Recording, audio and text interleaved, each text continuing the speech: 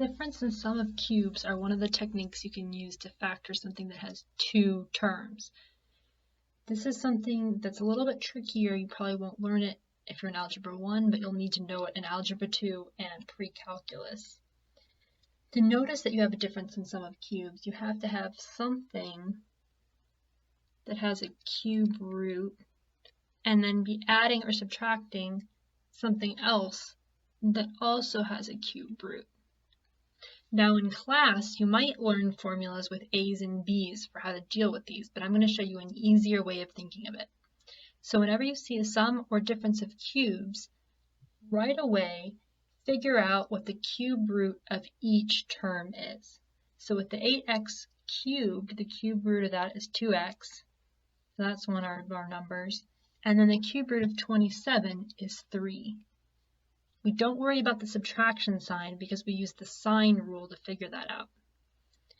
Always set up a small parentheses and a big parentheses.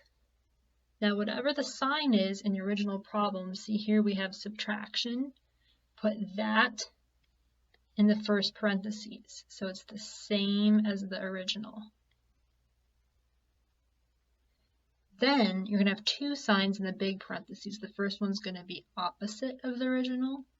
So here the opposite of subtraction is plus.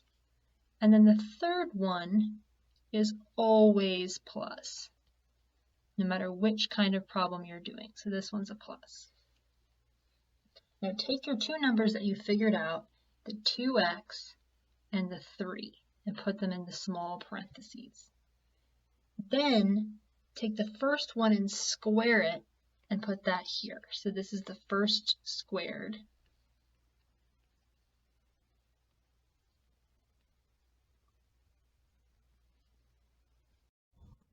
So in this case, we take 2x and square it.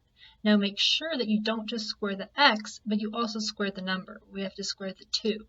So 2x quantity squared gives you 4x squared. Then over here on the end, we square the second one.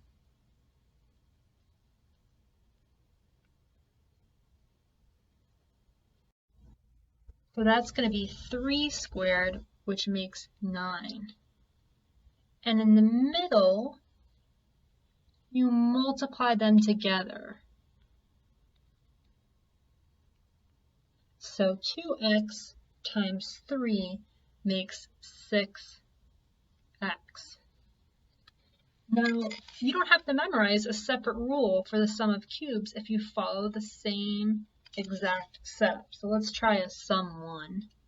Let's do a to the 6th, we'll make it tricky, plus 64b cubed.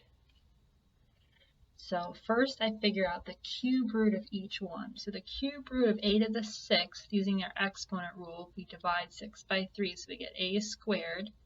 That's the cube root. And the cube root of 64b to the 3rd is 4b. So those are our two numbers before we start. Now we set up the parentheses and use the sign rule. So small parentheses and big parentheses. My original sign is a plus. So I put a plus in the little parentheses. Now I need the opposite of that. So the opposite of plus is minus. So I put a minus here. And remember, the last one is always plus. So no matter if my original was addition or subtraction, I always put a positive there. Fill out my first two numbers, so my a squared and my 4b that I figured out. Now I square the first. So a squared squared is a to the 4th.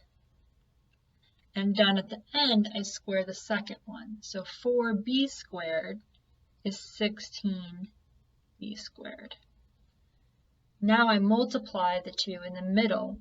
So if I take 4b and I times it by a squared, there's nothing there that can combine or you can use an exponent rule on. So I just get 4b a squared. Now, even though the sum and difference of cubes is complicated, the one nice thing is you can never factor it more, especially in that big parentheses at the end. So once you get it done, you're finished with the problem, unless anything cancels or something like that.